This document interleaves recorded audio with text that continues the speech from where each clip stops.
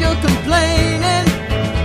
Listen to the overwhelmed brain and start growing, flowing, and going towards your vision.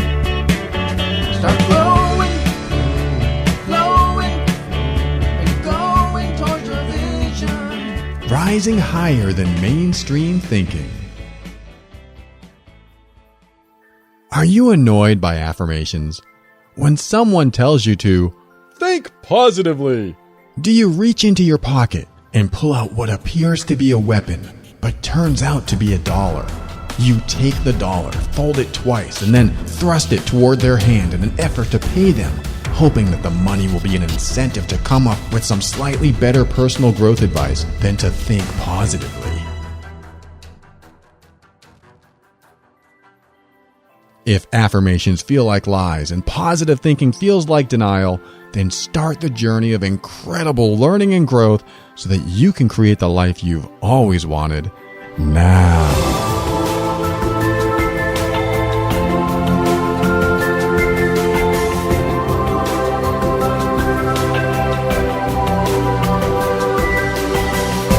Hello, this is Paul Coliani, host of The Overwhelmed Brain, the personal growth show for the critical thinker. On this show, I discuss practical, down-to-earth steps to help you improve your mood and keep you sane in this powerful journey we call life.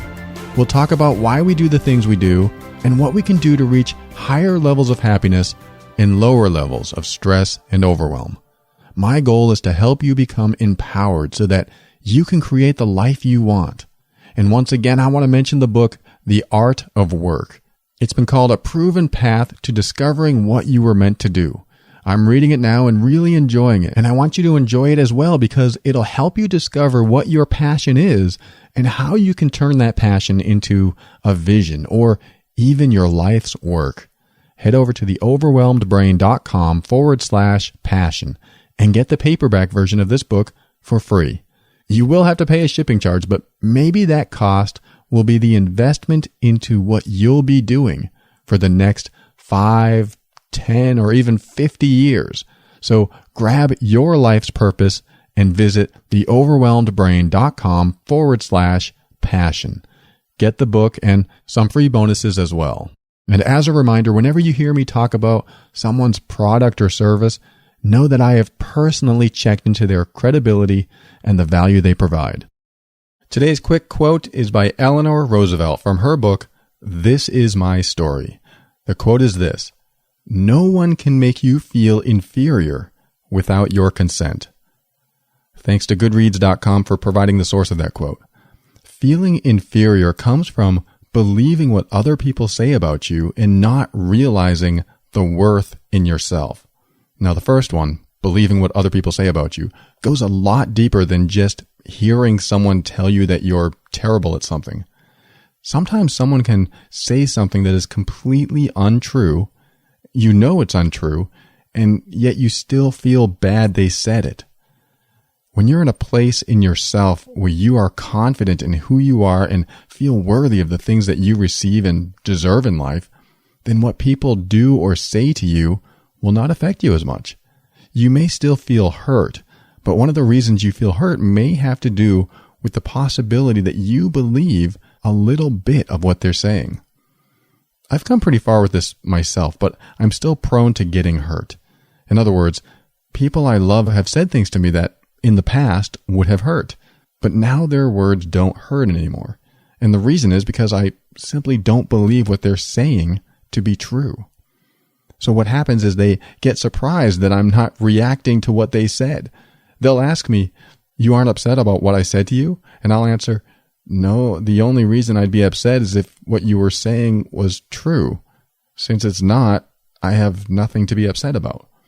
They look puzzled when I say that. In fact, you should try that. The next time someone puts you down, whether you believe any part of what they're saying or not, just chuckle a little bit and don't respond. And then when they say, "Well, aren't you upset?" you can tell them, "Why would I be upset? It would only upset me if it were true, but I know it's not." Now, if they really did hurt your feelings, maybe you should explore that inside of you and figure out why it hurts.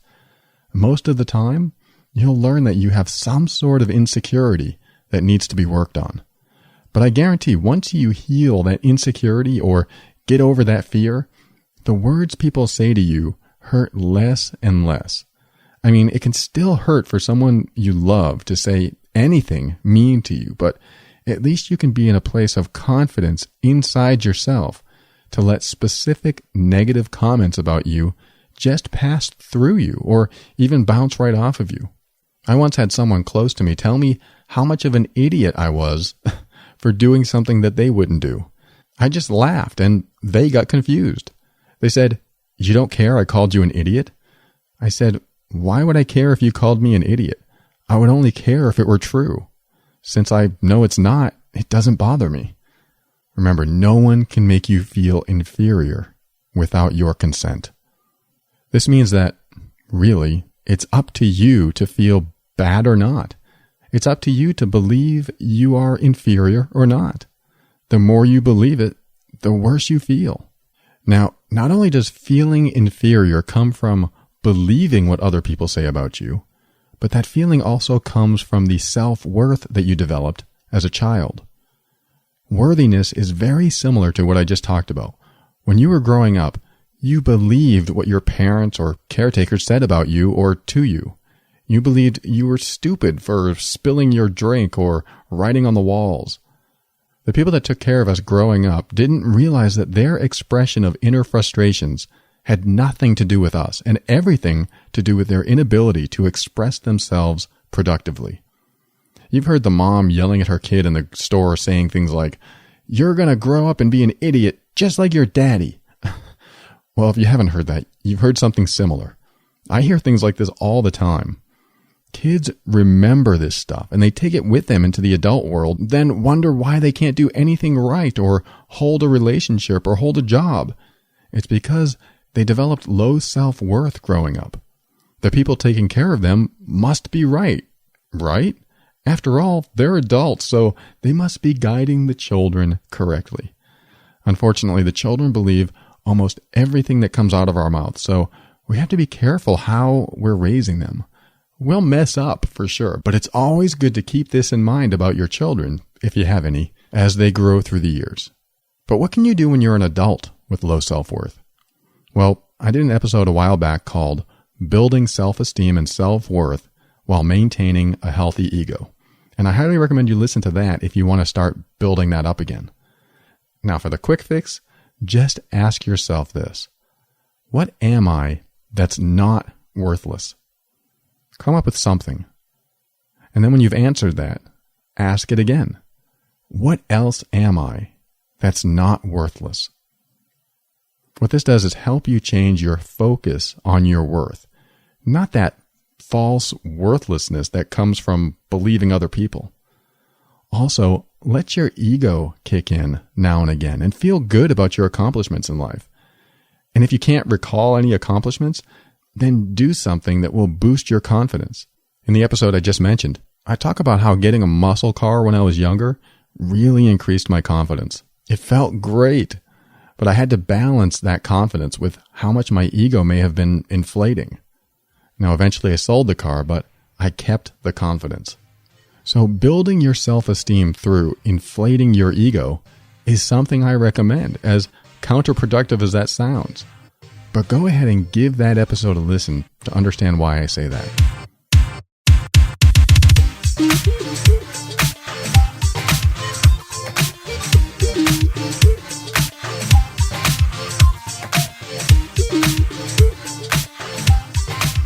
All right, today we're going to visit the ego and how building a healthy one will help us gain more confidence, less anxiety, and more motivation in life.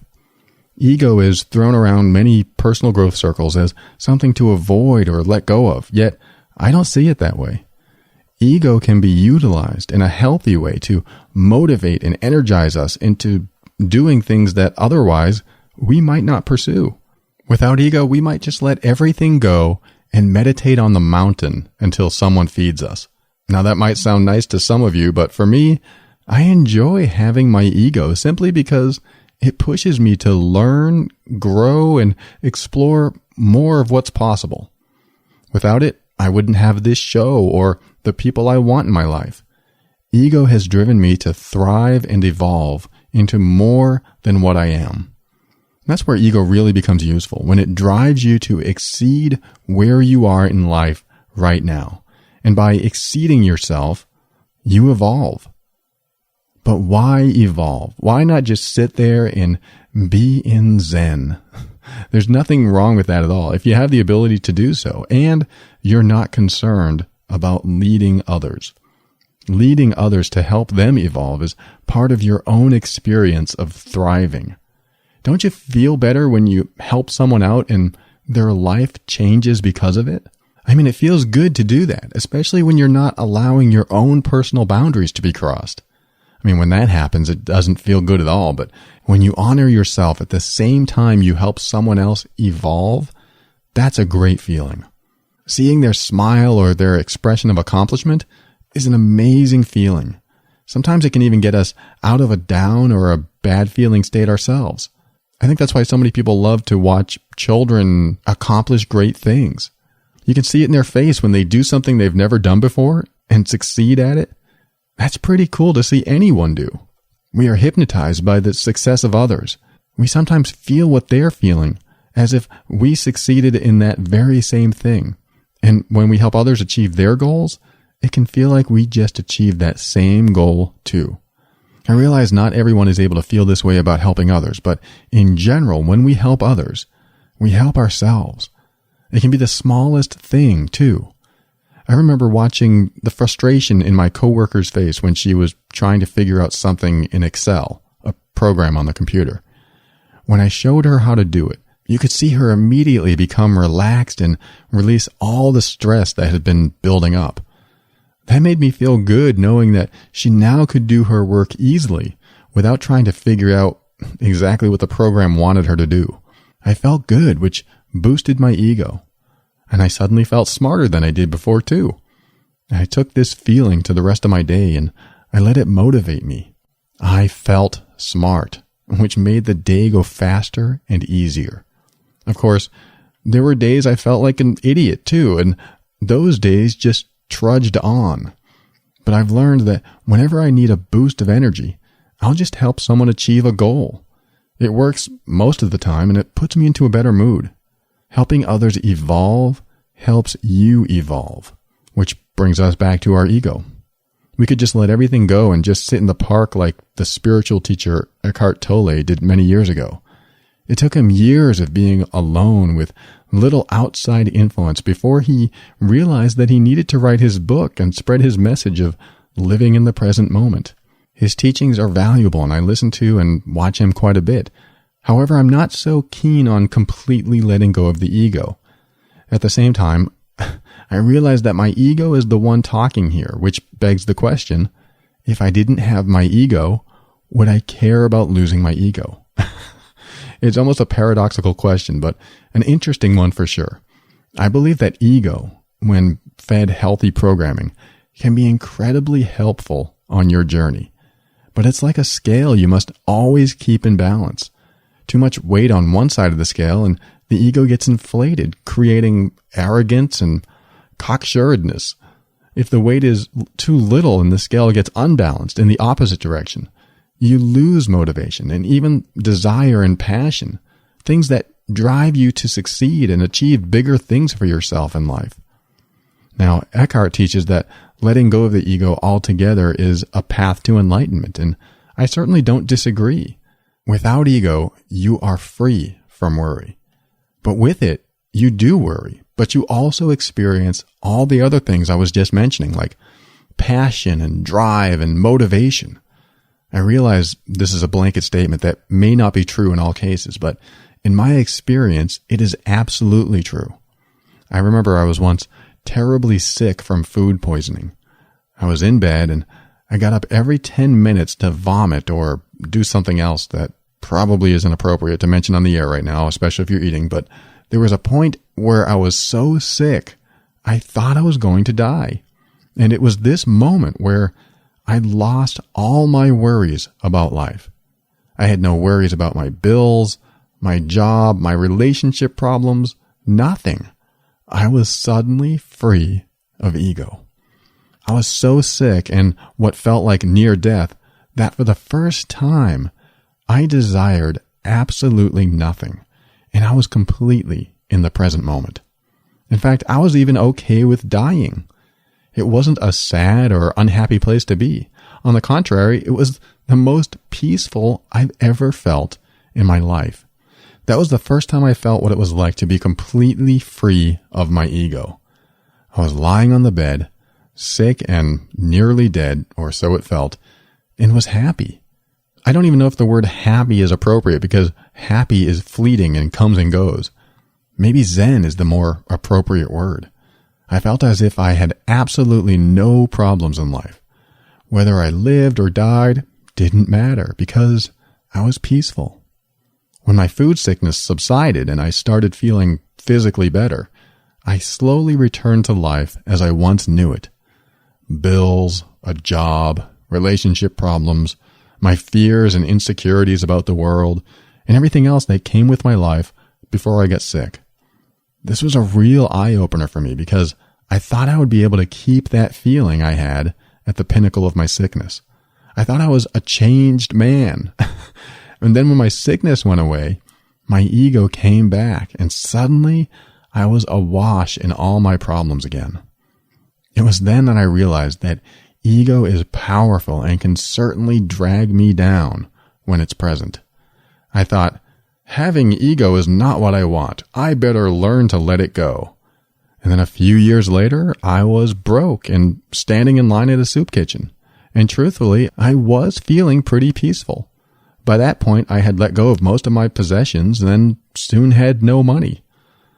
I'm not saying my journey to letting go of ego actually created that scenario, as there were other factors involved there, but being in that place with little ego to bring me down was actually quite peaceful.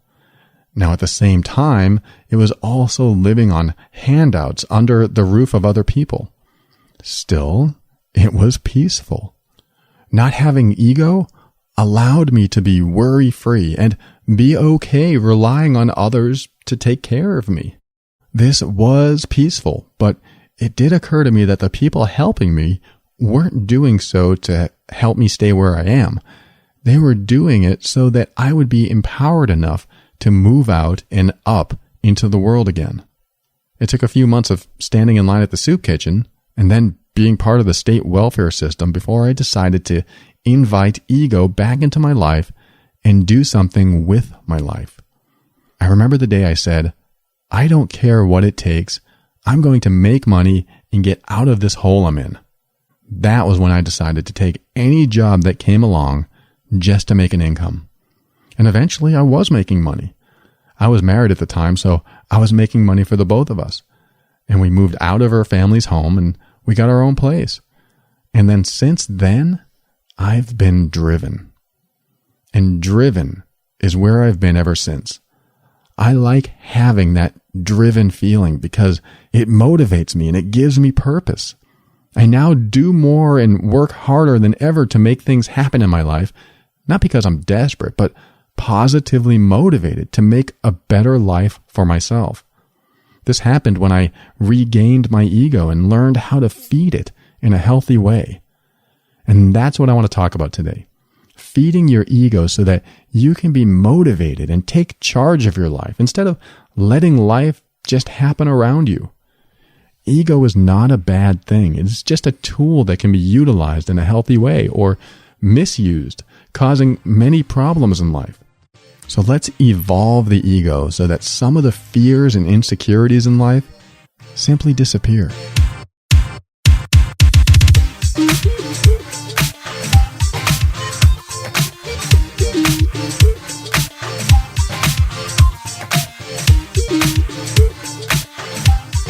I once defined ego as the desire to include yourself in the experiences of life. In other words, who you are and what you mean to yourself matter. You have an interest in you while going through your everyday experiences. You want to enjoy yourself. You don't want to be uncomfortable. You want to feel good, not bad. These wants originate from the ego's desire to include you in the experiences of life. Whenever you have any thoughts or behavior where you want, need, or desire, that is ego. And what I want to talk about today is how to evolve utilizing ego to do so.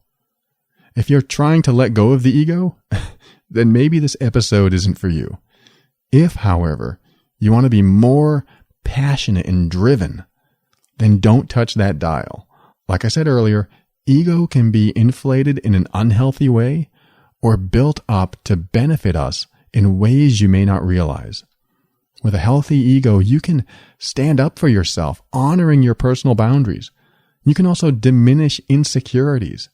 You can go after opportunities with authentic confidence and not hidden fears. The construction of a healthy ego will benefit you if you know where the tipping point is. So maybe the first thing we need to talk about is how to recognize when you're about to reach that tipping point so you don't get into an unhealthy place. The way you know your ego has gone beyond the tipping point is when you feel little empathy and compassion towards others. When someone gets hurt and it doesn't faze you, you either don't like the person and don't care, don't have the capacity to be compassionate, or you have an inflated ego. You may not like the person, but I'm willing to bet that even people you don't like who go through extreme suffering, you still feel just a little bad for. And if you don't, it doesn't mean you're an awful person. It just means that their pain and suffering doesn't affect you. The reason it doesn't affect you is what's in question. You have either dropped ego and are at peace with everything and are just allowing the world to be, or have an inflated ego and don't really care about the health and welfare of others. Compassion is the opposite of ego. Compassion is caring about others, where ego is about caring about self. So does it make sense that you'd want to equalize or balance both ego and compassion? Meaning, the more you care about others, the more you need to care about yourself. Compassion is on the opposite end of the scale that keeps you balanced in this department. When your ego inflates, your compassion tends to deflate. And the same is true when your compassion inflates, as odd as that sounds. Here's the thing. Compassion works two ways and must stay balanced. The first way, you are compassionate towards others. The second way is when you are compassionate towards yourself as much as you would be compassionate towards others, if not more. What typically happens directly relates to our next talking point, and that's this. When you have more compassion towards others than yourself, you will degrade and they will prosper. I realize this sounds counterintuitive because it feels like we're supposed to be compassionate towards everyone as much as we can be. And by showing more compassion to others than we would ourselves, we are somehow noble. But how long can this unbalance of compassion last? This unbalance creates dysfunction and eventually wears you down. By showing more compassion towards others than you do yourself, you develop personal boundary issues and other behaviors that are not empowering. What starts off feeling good and like the right thing, over time, completely de-energizes you. For example, I was a yes person for so long. I would say yes to anyone whenever they needed help. This sounds like I'm being a nice guy and just being helpful. And whether that's true or not, what's happening inside of me is a different story. I'm saying yes to people out of fear. One of my fears used to be that someone wouldn't like me if I didn't do what they wanted or asked me to do. I was not compassionate enough with myself to give myself what I needed at that time. I instead gave to others what they needed. And over the years, I would lose friends and relationships because all I did was give. Their friendships wore me out. I chose to only please others, not myself. I was insecure. I felt like if I pleased others, it would give me what I want in life. So I was hoping that my actions would cause them to treat me the same way. You know the golden rule. Do unto others as you would have them do unto you.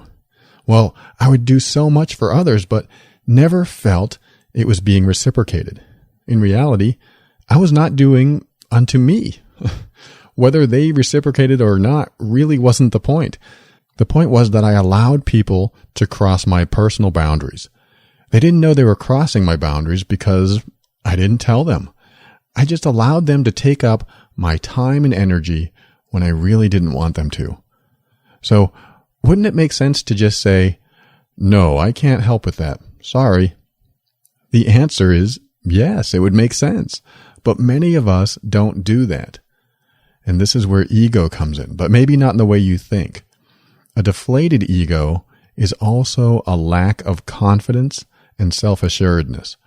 When you lack confidence in yourself, you worry about what people think about you, and you don't take steps that might increase your potential.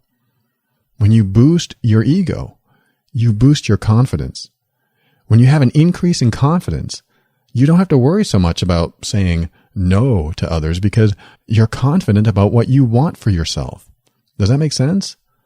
When I was a people pleaser, my deflated ego would allow people to take advantage of me and walk all over me if they wanted. But when I increased my confidence, I started to balance the amount of people pleasing between pleasing others and pleasing myself. Well, actually, I went to the other end of the spectrum for a while and just started ignoring everyone else and only taking care of myself. But that's what can happen when we finally move out of a dysfunctional space. We tend to move to the opposite end of the spectrum.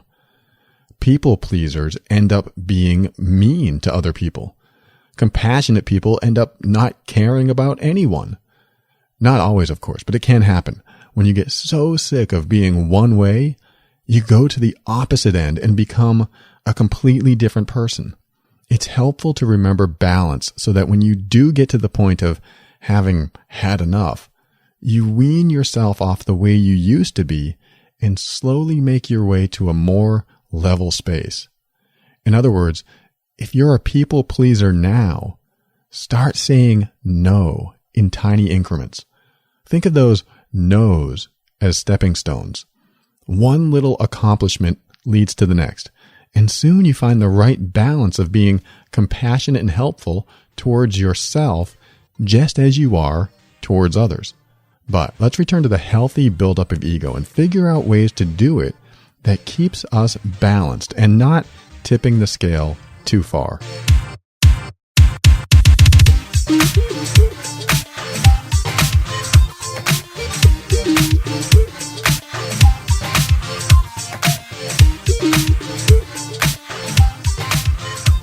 I believe in building the ego in a healthy way.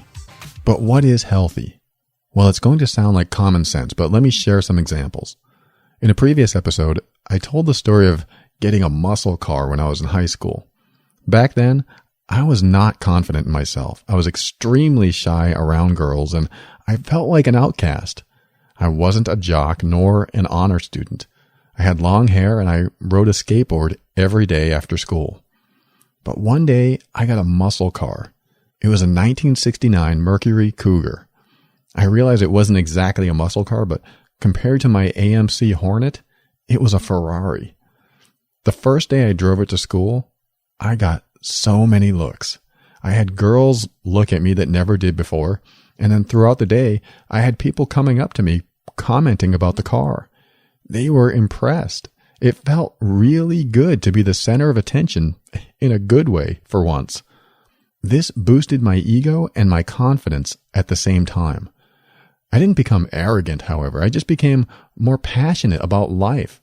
I didn't let my ego become unbalanced either. In fact, the ego scale was tipped so far on the deflation side before that boosting it actually put it into balance, if that makes sense. That car changed my entire life. From that point on, I felt like I had more purpose and more confidence to do anything I put my mind to. Another example of building the ego in a healthy way had to do with my 4 years in ballroom dancing. I was always sort of a perfectionist, so anything I did in life, I would get really good at it, perfecting it until I covered every detail. When I learned to ballroom dance, I studied the techniques and I paid for lessons. I watched videos at home and I perfected it as well as I could. Then when my girlfriend and I went out for a night of dancing, many eyes were on us. It felt great. Again, I was the center of attention in a good way. People would come up to us and give us the biggest compliments. It was a boost in ego without an overinflation of ego. The way I balanced ego as I was inflating it was staying compassionate towards others. I would treat everyone as equal to me and be compassionate towards them. This always keeps ego in check. Remembering that everyone is an equal to me, regardless of intelligence, finances, or their title at work or their living situation. That's what keeps my ego in check. When you can see that the person begging for change on the street or the one driving in a Rolls Royce as equal to you, you keep a balanced and healthy ego. Another example of building a healthy ego is the acceptance of compliments and gifts. I've met quite a few overly compassionate people who refused to accept compliments or gifts, or did so with reluctance. Why? Why deny someone the satisfaction of enjoying the process of giving you a gift? It sounds harsh, I know, but when I give a gift or a compliment, I'd love for the other person to go, "Really? Wow, thank you so much. This means a lot to me." Instead of, "Oh no, I can't accept this," or "Really? I don't think I'm beautiful." When someone says, "Thank you so much. This means a lot to me. I feel good knowing that my gift was received and enjoyed." I recommend you say that too, even if you don't want to. One of the first steps to a healthy ego is accepting gifts because you really want them, and accepting compliments because the other person really believes them. When you accept a gift, act like you really want it, even if you don't. I know this sounds a tad deceptive, but think about it this way. Regardless of what the gift is, just the fact that someone took their time and energy to get you one is what you can be grateful for. Remember the saying, "It's the thought that counts."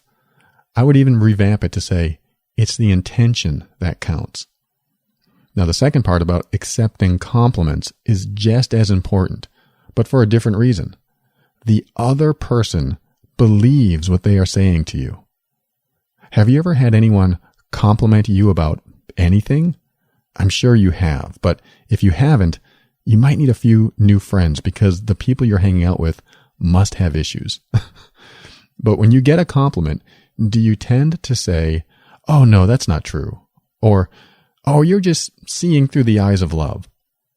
Those words are an immediate invalidation of yourself and the beliefs of the other person complimenting you. In fact, I don't see any value in disagreeing with a compliment someone gives to you, even when you know it's not true. For the longest time, I was not comfortable about certain features of my body. Almost all of us have a feature or two on our body that we think could be improved in some way, thanks to TV and magazines. Anyway, I really had a hang up about particular areas of my body, and when I received compliments about those areas, I would just think they were being nice. I would say things like, "Oh, you're just saying that because you love me." I wouldn't believe what they were saying, so I'd invalidate their kindness and make myself feel bad, reminding myself how untrue their statement was. But only a few years ago, I decided to believe the compliments people were giving me. After all, it's their belief, not mine. So how could I tell them what they believe is untrue, especially when it comes to something so subjective about how someone looks? That's like telling someone that the person they married who they think is beautiful is really not pretty at all. They would look at you like you were crazy, or maybe they'd be mad at you or yell at you or worse. Either way, we don't define subjective observation for other people. So we have to believe what they say when they compliment us. I mean, that's true, right? So when someone compliments you, thank them. Now, what this does, or at least starts to do, is start building your confidence and belief in yourself. When you say thank you and really believe what others are saying, it's sort of like what affirmations are supposed to do for us, except these affirmations are coming from other people. We're told that repeating affirmations to ourselves will drill a new belief into our subconscious minds until we no longer think that we're lying to ourselves. However, compliments that we are given are sort of like affirmations, except that they are coming from a different person. And I bet most of us would be more prone to believe a compliment from someone else than we would from ourselves. So self-affirmations could work after a long stretch of time, but compliments or externally originated affirmations about us have the ability to change how we feel about ourselves much faster. Believe the compliments and accept the gifts, and then you're reaffirming your worth. The more you do this, the more healthy your ego will grow. Now, the opposite can happen too. If you believe the negative comments that people say about you, your ego and confidence could diminish. But this one's easy. All you have to do is remember that whenever someone says anything hurtful to you, it's never about you. It's about them. The only reason someone would want to say something hurtful about you is to fulfill an insecurity in themselves. It's a power trip. Once they know you feel bad, it makes them feel good. Their hurtful comments are a way to build their own ego in an unhealthy way. This will happen if you go this route yourself. If you choose to build your ego by putting others down, which is definitely not showing compassion, then you are setting yourself up for self-sabotage. All those hurtful comments about others builds up a false confidence in yourself. And soon you're on top of a house of cards that could topple at any time. Just remember, the hurtful things others say about you only reveals what is in them that needs healing, not what's in you.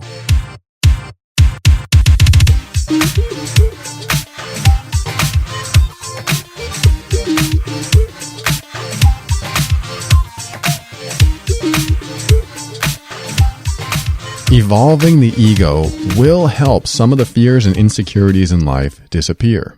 In fact, think about something you're afraid of right now. Think about the fear you have about the thing you're afraid of. Do you have something in mind? Now, what is causing that fear? Is it something that happened in the past? Is it something you're worried about in the future? Were you afraid of this thing or something like it before? Did something happen to you that made you afraid of it? And when you think of this thing that you're afraid of or have some fear about, here's what I want you to do. Think about the moment you would feel the most fear and imagine what you might need in that moment to conquer your fear. For example, I'll play this game right now. I still have small fears that I won't make enough money to be a good provider for my loved ones, even though in my head and heart, I do believe that I would never put me or them in a situation where money would disappear from our lives.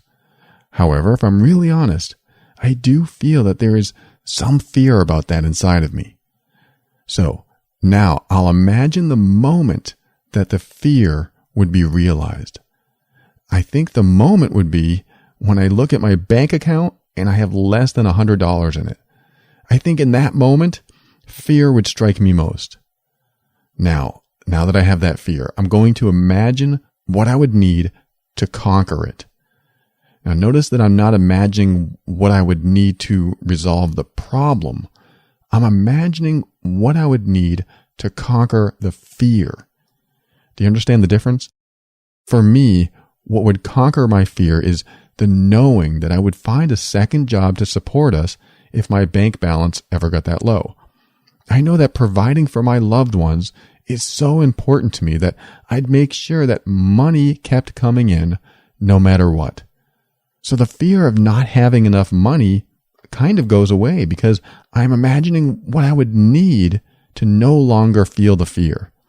I'm not telling myself that I would just need more money because that's a result of my actions. I'm imagining what it would take to no longer be fearful. For me, it would take knowledge. It would take knowing I would never let it happen. This knowing drives me and even gives me an incentive to move into that direction even now, so I never even get close to being broke again. The question I ask myself is, what would I need to conquer the fear of being broke? And the answer I come up with is that, undeniably, I will never go broke again, even if I have to shovel ditches all day. And knowing that this is exactly what I would do, it helps alleviate the fear. Now, I could go further and imagine a fear of not finding a job when I'm broke, but doing that is a path to anxiety. Why would I want to continue imagining failure after failure? All right, let me rewind a bit, because I do often talk about imagining the worst case scenario.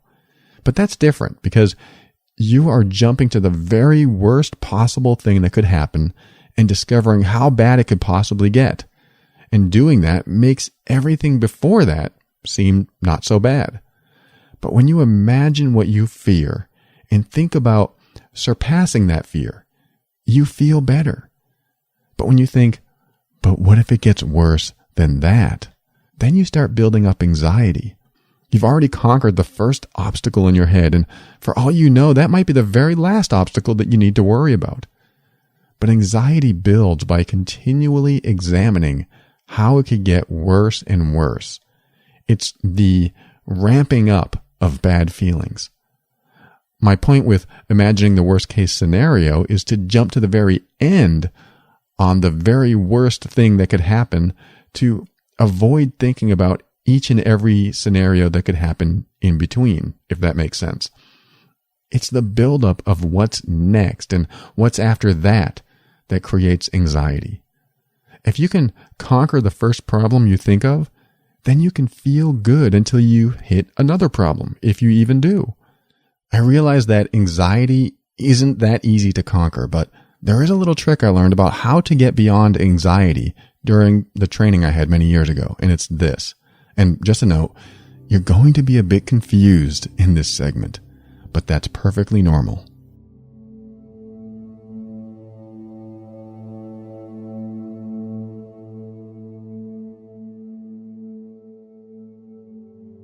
Think of something you're anxious about. And when you have that in mind, imagine what it would be like when, after you've successfully surpassed what you were originally worried about, you think back about how anxious you once were. And when you think about how anxious you used to be before that success, do you remember the moment you realized that your old anxiety was pointless to begin with? And tomorrow, when you think about yesterday's anxiety being a thing of the past, does it surprise you and make you feel good knowing that yesterday you had concerns about something that suddenly disappeared now? And imagining what it's like right now to be free of that old feeling you don't have anymore, you can know that the next time that old feeling starts to come back, you can decide to look beyond the successful completion of that event, remembering to turn around and laugh because it turns out it's not so bad after all.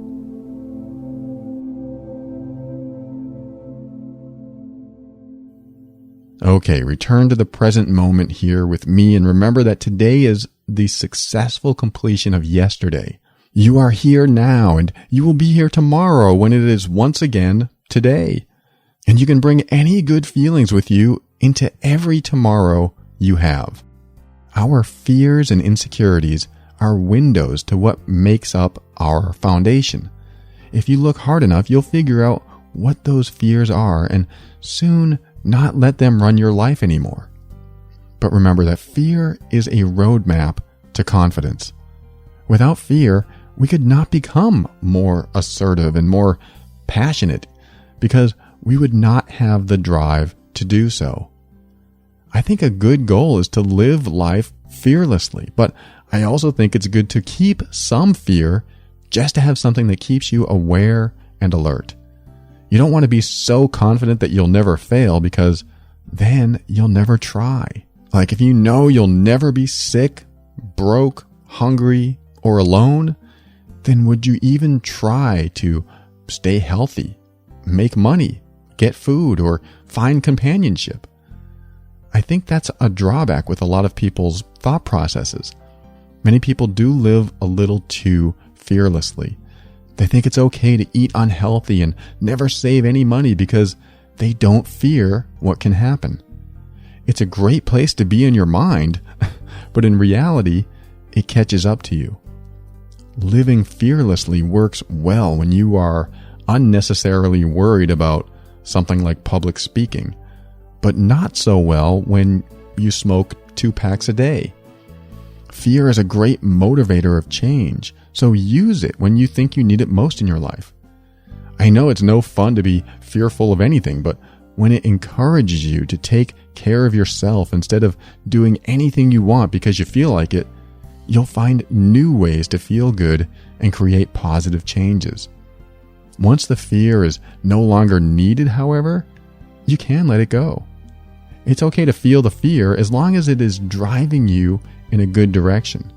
And when you no longer want to feel that fear, then do something that moves you towards accomplishment. Accomplishment squashes fear. Wash the dishes, paint a table, finish that project, something. Do anything that you get to complete to show yourself that you can start and finish things. But now I'm really way off topic.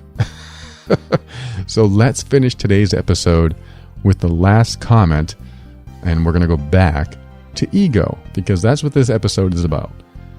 It's okay to be proud of what you've accomplished, as long as you don't purposefully use your accomplishments to overshadow others in an effort to make you feel superior.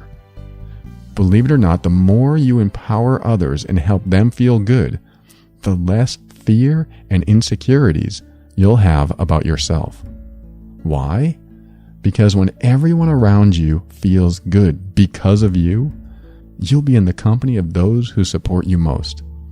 Now, do you think I'm being a little selfish by wanting you to feel empowered and feel good about yourself? You bet I am. After all, by you listening to this show, you empower me. I know it may sound silly, but I'm telling you, when you empower others, you empower yourself. So thank you for listening.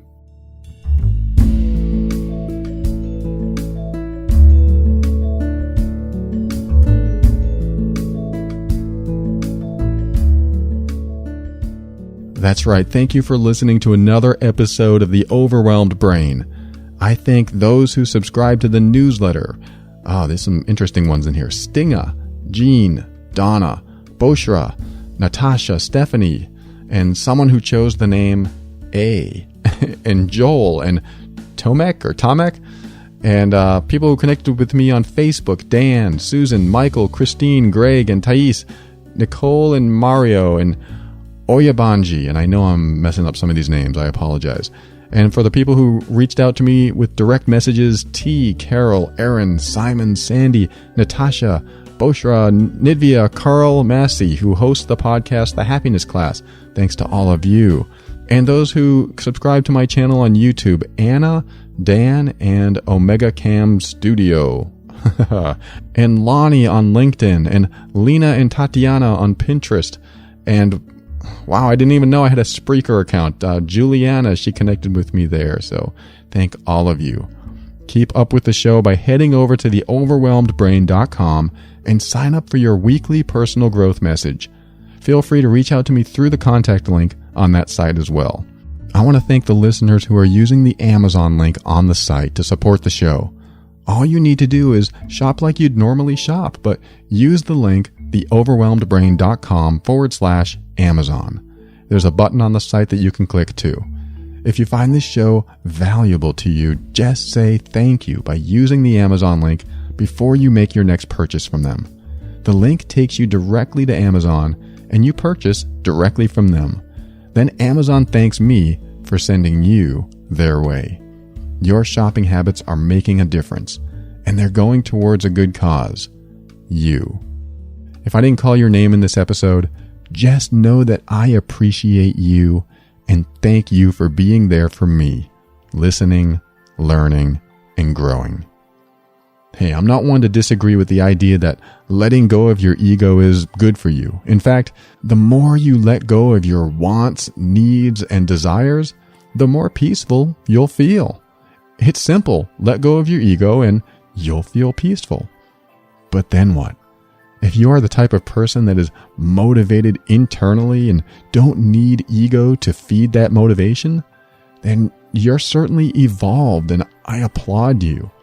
But if you're like me and want to utilize what I think is the wonderful gift of ego, then learning to build it in a healthy way that benefits you and everyone around you is a path to enlightenment. After all, if you have developed just as much compassion as ego, then you are already at a balanced space within and outside of you. It's that balance of energies that keeps us grounded and always moving in a positive direction. Once the scale is tipped too far one way or the other, you start veering off course, and you know where that ends up. So step into your power and be firm in your decisions and actions so that you can create the life you want. When you do this, you'll discover what I already know to be true about you, that you are amazing.